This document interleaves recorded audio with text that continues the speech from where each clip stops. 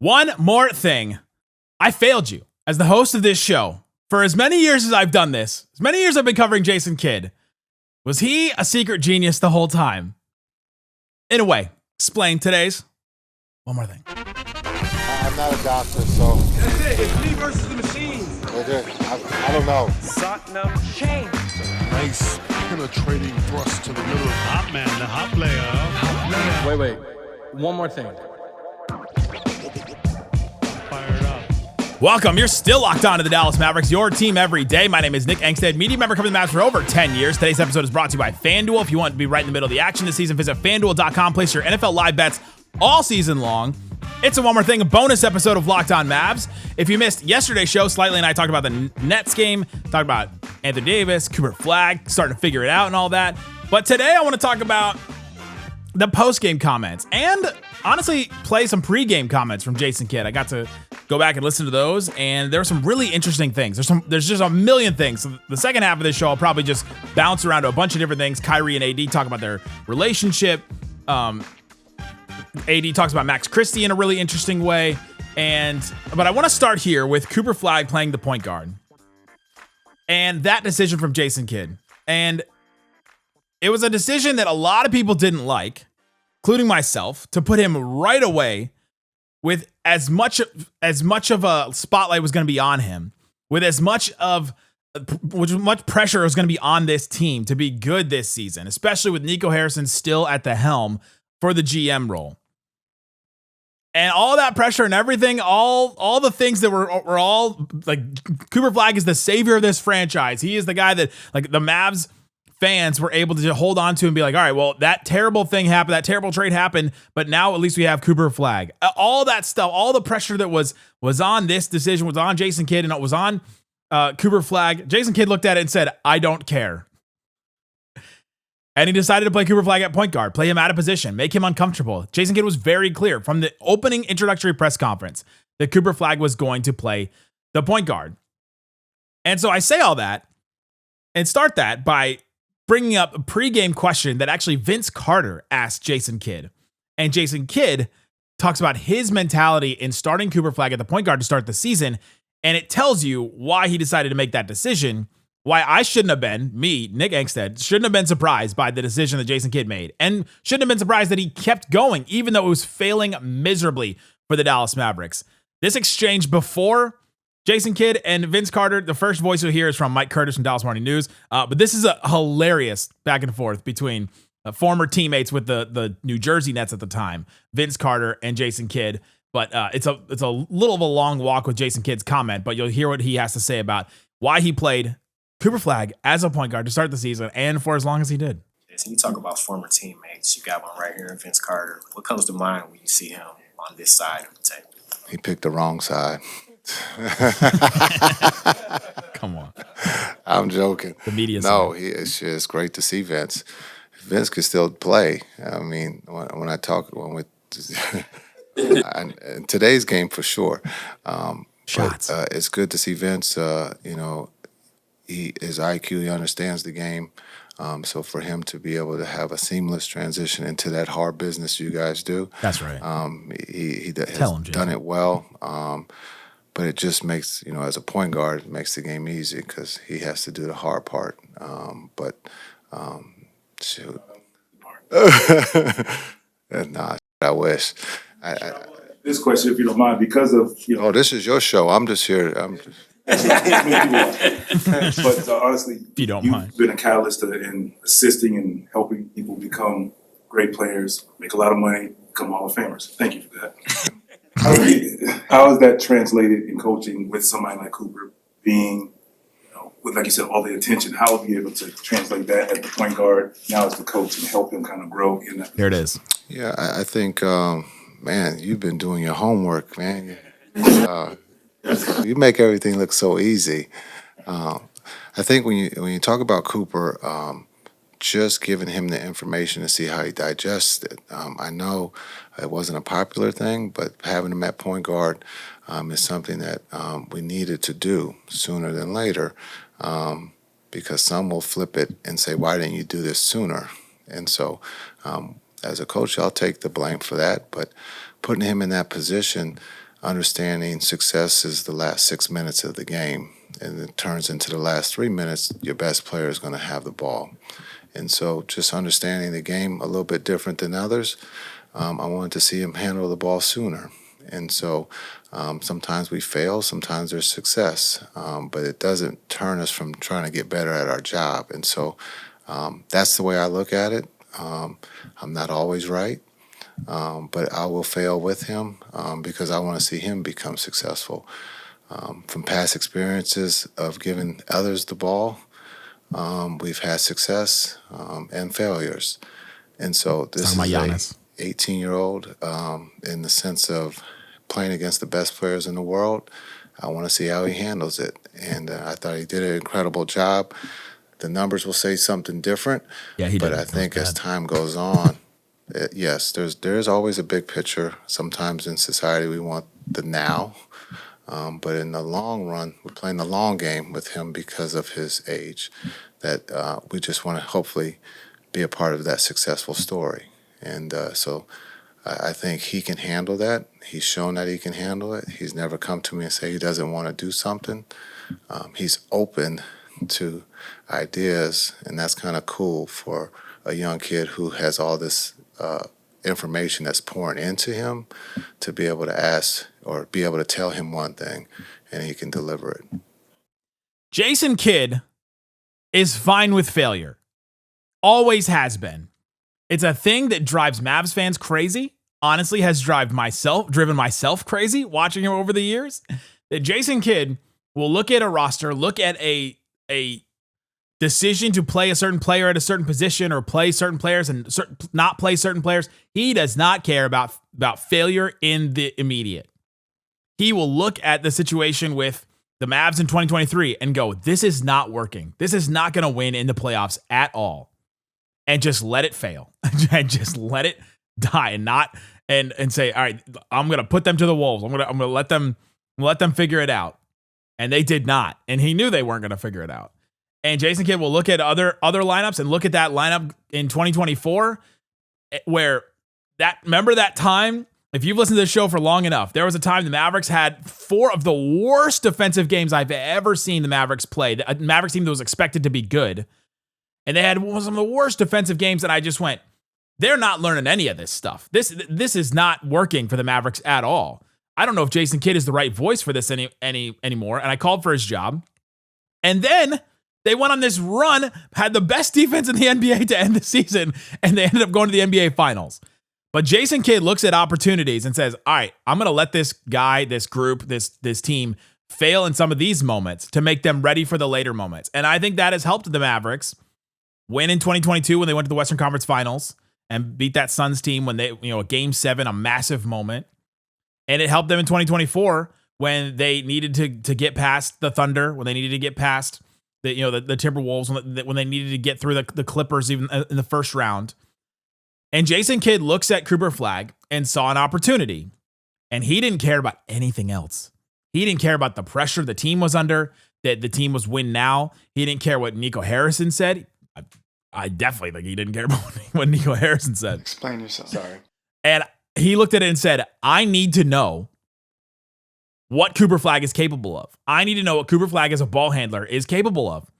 I need to see, like he said in the clip, I need to see how he processes information, how he deals with all that stuff, how he deals with some of the best defenders. And remember, Slightly and I sat on this stream and we're talking every post game saying, man, he had to go up against Herb Jones. Man, he had to go up against Ausar Thompson. Oh, man, he had to go up against Ahmed Thompson. Man, he had to go up against Lou Dort. It's just every single night, another top defender in the league that Cooper Flagg had to go against.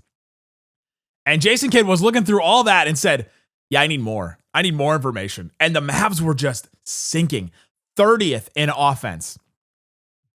Bad. Terrible start to the season.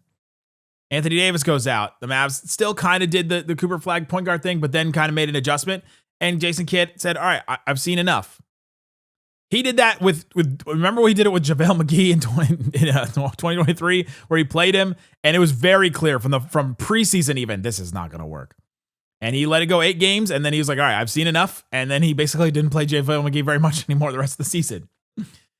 He's done it with so many players in the past. Now, JaVale McGee is a completely different player than Cooper Flagg. But with Flagg, he wanted to see it. He wanted to see how he dealt with the pressure. And I think that Cooper Flagg, Jason Kidd credited that moment at the beginning of the season for how well he's playing in the clutch. I don't know that you needed to do that moment with Cooper Flagg at the very start of the season and put him out there like that. But I do have to admit that it does seem to be working because Cooper Flagg looks really good and he looks really comfortable in certain moments. He's starting to figure it out. That's what we talked about yesterday on the show. And I think that's fascinating. And I apologize for failing you and not recognizing that Jason Kidd does not care about failure. He is fine accepting it. Even for a player like Cooper Flagg, with that amount of pressure, with the pressure the franchise was under, with the pressure that Nico Harrison was putting this franchise under, and the pressure the fans were putting the team under and everything, Jason Kidd looked at it and said, it doesn't matter. I need to know what this kid is capable of. And I need to know right now, in a way, right? He talks about, well, you guys want the immediate. Well, he wanted to know the immediate too of what he's capable of. He could have waited for that point guard moment until, now maybe the Mavs would be like 500. And he's like, all right, now I'm going to put Cooper Flagg in there as point guard and see what happens. And he decided he didn't want to do that. He wanted to do it right now. Coming up, let's talk about what Cooper Flagg learned from being a point guard. Talk about AD and Kyrie. AD talked about his friendship. A lot of other things from the Mavs postgame. Talk about that and more coming up. Today's episode of Locked On Mavs brought to you by Wayfair. Wayfair, the holidays are around the corner. They're here right now. We've already gone through Thanksgiving. That's part of the holidays, right? Thanksgiving, Christmas, New Year's, Hanukkah, all the others. Wayfair has you covered for anything you need for a quick room refresh, new bedding, all those seasonal touches. Wayfair makes it easy to get what you need fast. Wayfair truly is your one-stop shop for every home with decor, furniture, kitchen essentials, and gifts for every style and every budget, all delivered quickly and easily. Their selection is huge. I've used Wayfair for a bunch of different things. I've used it for, I got like a drink cabinet for my living room. I got nightstands. I've got all kinds of things from Wayfair. And what I love about it is no massive delivery fees. I got free shipping on those. No stress at all. Delivered right to my home. I put it together. It was easy. Was able to do it. It's the best way to get your home holiday ready without running to different stores and trying to figure that out because, man, you run to some stores right now and you're like, I don't want to be here at all. Get last minute hosting essentials, gifts for all your loved ones, and decor to celebrate the holidays for way less. Head to wayfair.com right now to shop all things home. That's WAYFAIR.com Wayfair.com. Wayfair, every style, every home. Also brought to you by FanDuel. NFL Sundays, they move fast. One big play, and suddenly everything feels different. That's what makes NFL live betting with FanDuel so exciting. You can do all kinds of different things during games, so go check that out while those games are live. We also have some of the NBA Cup games going on right now. Cup winner, Thunder, minus 250. Doesn't seem like high enough odds. Feels like if you bet 250, you can win 100. Feel like that's still good. Knicks plus 400. Feels like those should be longer odds is what I'm trying to say. The Knicks plus 400. Spurs getting Wemby back. They're plus 800. That's to win the whole thing. So if they win this Thunder game, those odds are going to go way down. So check that out on FanDuel. All kinds of different stuff you can get into. So if you want to be right in the middle of the action this season, visit FanDuel.com. Place your NFL live bets, NBA bets, and more all season long. FanDuel, the game moves fast. So can you. Please gamble responsibly. Shut it down! Let's go home!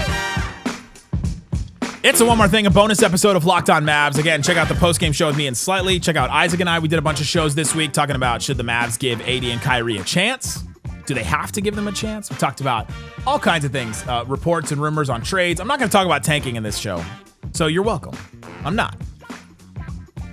All kinds of things there. And we also have the text line. We have the Everydayers Club that you can get into. Links in the description, wherever you want to check out those. The Everydayers Club gets you ad-free episodes of this show, as well as the Discord access and some more things as well. The text line gets you alerts and rumors straight from us. We'll text you. It also gets you access to the Discord too. If you're on the texting line, you're like, I don't know how to join the Discord, text Discord to that line, and then it'll send you a link and you can do that there. All right, Isaac, let's get into some more of this stuff. So we talked about Jason Kidd's comments about playing the point guard. Cooper Flagg was also asked about playing the point guard early because Kidd was asked about it by Vince Carter pregame. And Cooper Flagg said this: I learned a lot. Losses, a lot of tough games, being uncomfortable and understanding. I had never really played point guard before, which is kind of a fascinating thing for as much basketball as Cooper Flagg has played for as many different teams as he's been on. And I don't know if it's 100% true. Because we had a guy from No Ceiling, we had Corey on from No Ceilings, and he talked about this AAU team in Maine that Cooper Flagg played point guard on. So maybe he just forgot about that one, or maybe he didn't consider that point guard, or maybe it was different than what Corey saw. But he was there in person and watched him play point guard. Anyway, Flagg said, it's a lot different than any other position. You have to be aware of a lot of other things. It's a lot of new stuff if you haven't done it before. I learned a lot about what it takes to lead a team, just to get everyone organized and those sorts of things. It was pretty good for me. And then Anthony Davis said this after the Nets game about Cooper Flagg and his game, because Slightly and I talked all about how Flagg is figuring it out. He was scoring early, those 12 points in that first quarter, and then in the second half, he opened it up for everybody. And then he finished with 8 assists, should have had more, but finished with 8 assists in the game and was passing all over the place, and his passing was awesome. And Anthony Davis said this about Cooper Flagg. Coop was aggressive, attacking the basket, him getting downhill. He's very tough to guard. I think every night they're going to try to put their best wing defender on him. He led the charge, and then once he started drawing so much attention, he was able to open up the floor for everyone else. They're seeing the same thing that we saw. Anthony Davis is like, hey, this is an 18-year-old. I just want to be very clear about this. This is an 18-year-old setting up and opening up the floor for Anthony Davis, PJ Washington, Najee Marshall, Klay Thompson, like players that have played at the highest levels, have played a ton of basketball in the NBA. And Cooper Flagg, the 18-year-old, is the one setting these guys up and setting these guys up for success. And I think that is so cool and awesome for Cooper Flagg, that he is already in that position where it's like he is making life easier for us. And we searched for so many games. How do the Mavs create some kind of advantage to start their offense, to get their offense started? Well, it starts now with Anthony Davis at the 5. That is a massive shift and a massive difference that I think is helping a lot. And then Cooper Flagg figuring out how to attack all his mismatches and anybody that's in front of him. He attacks with a pick and roll, maybe with Anthony Davis, or the dribble handoff, or any of the stuff the Mavs were running early. Cooper Flagg figured it out. And maybe it was just that he needed to figure out how to play point guard and set everybody up. And once he learned that, Jason Kidd then slid him over to his actual position and said, all right, now that you know all that, now let's slide him over here. That totally could be. The problem is the Mavs dug themselves such a big hole this season that doing that, I don't think helped them very much at all. Maybe it'll definitely help him in the long run with Cooper Flagg, and that's what this is all about. But man, it did not do them any favors this season at all, because that hole that the Mavs dug, yeah, you could blame injuries, but man, being the 30th offense, no matter who is on the court, is not something that is going to help you at all. So I just found that whole thing about him playing point guard very interesting and all that. Okay, so Anthony Davis also asked about his relationship with Kyrie. And we did this episode this week where we talked about, do the Mavs need to give AD and Kyrie a chance? And I said no. Because when are they going to be healthy again? And that's true. And that's logical. And that is just, these guys are injured a lot. They've played one half of basketball together since February, since the trade. It's been almost a calendar year, and they've played one half of basketball. And we may go a whole calendar year with them playing one half of basketball together because of Kyrie's ACL. But then there's a part in me that is like the fan part of me that is just like, I want to see it. Like, I just want to see it. I want to see it happen. I want to see them play together. I know they're not going to beat the Thunder, right? I know they might not beat the Nuggets. They probably won't. They may not beat the Rockets. They may not even beat the Lakers. But I want to see it. I want to see these guys play. We've talked about it so much. God, do I want to see Nico's vision? Is that really what I'm saying right now here on Locked On Mavs? Listen to myself talk right now. I don't always tell you guys the truth. I do want to see it though. And Anthony Davis said this about his relationship with Kyrie. We're really close. We were actually trying to become teammates for a while. He said that's another story. Obviously playing, he said this quote. I should have clipped it. He said this quote, obviously playing one game with each other, half a game, since we've been here is kind of tough. It wasn't the vision.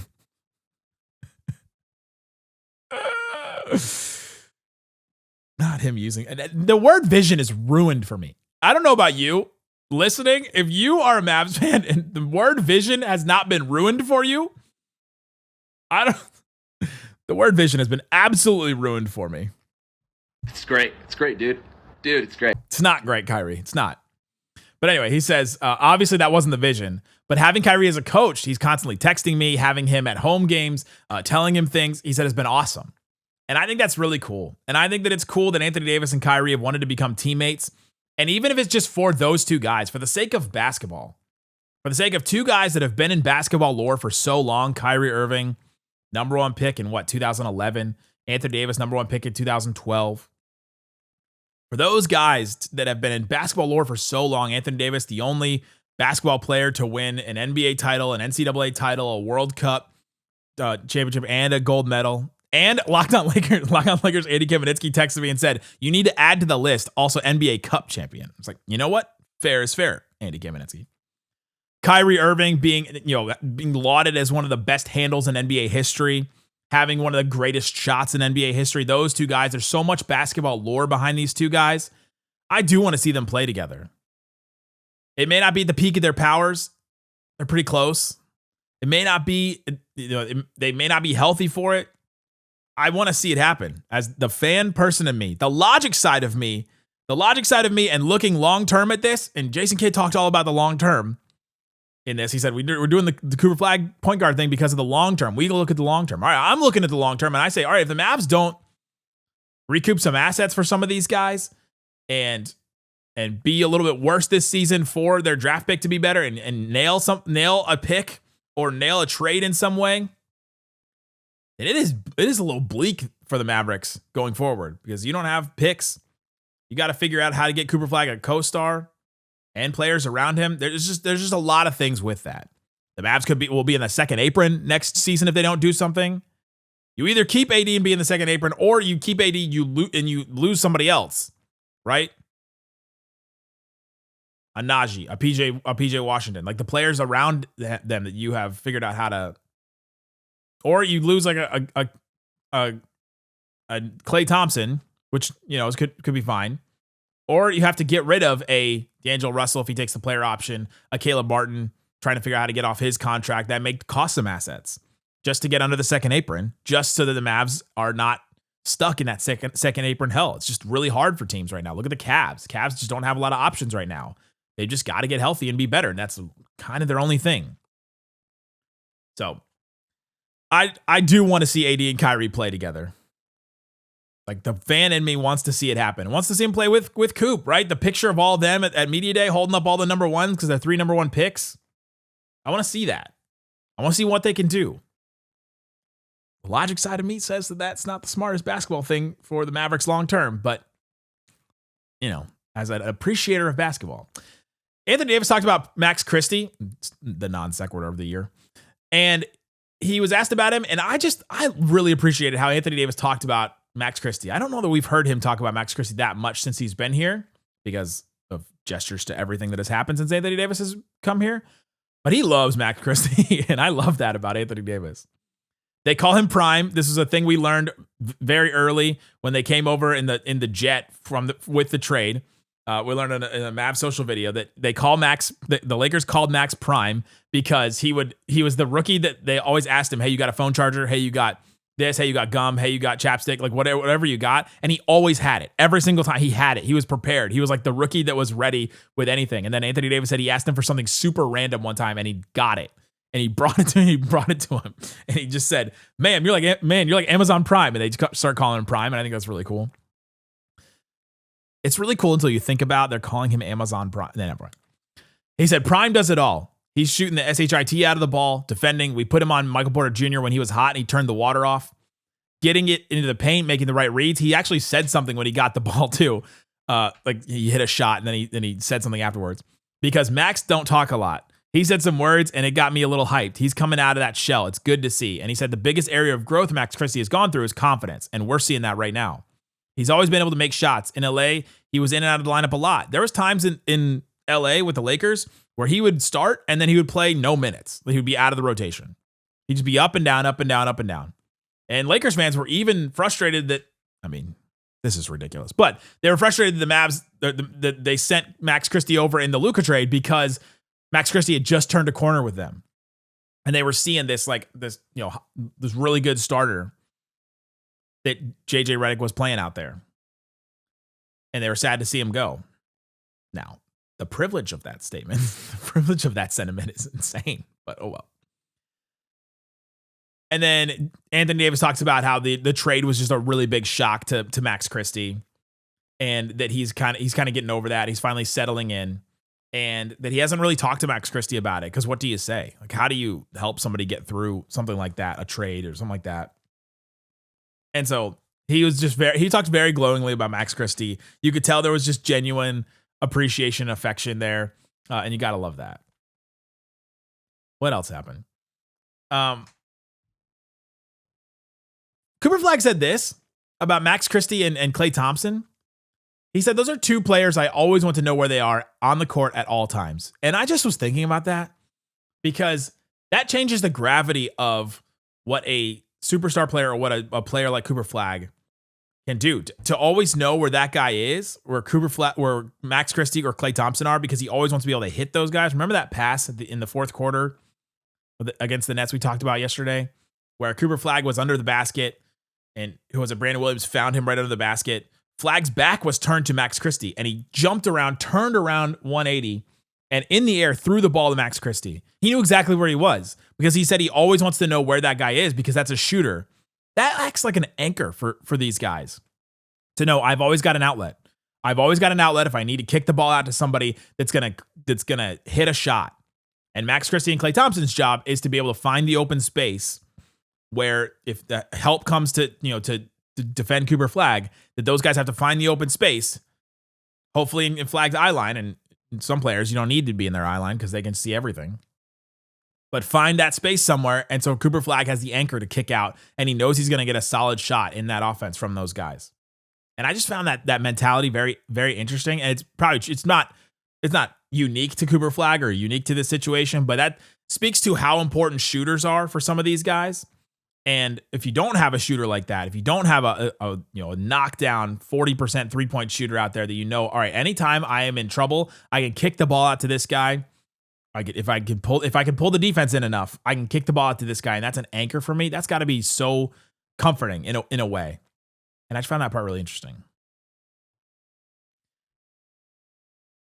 Cooper Flagg also said about Najee Marshall, he said, well, he's the knife. He's everywhere.